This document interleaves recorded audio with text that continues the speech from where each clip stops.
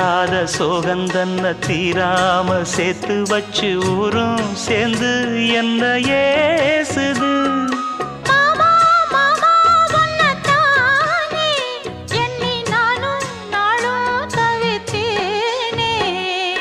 கூண்டுக்குள்ள என்ன வச்சு கூடி நின்ன ஊற விட்டு கூண்டுக்குள்ள போனதென்ன கோலக்கிளியே.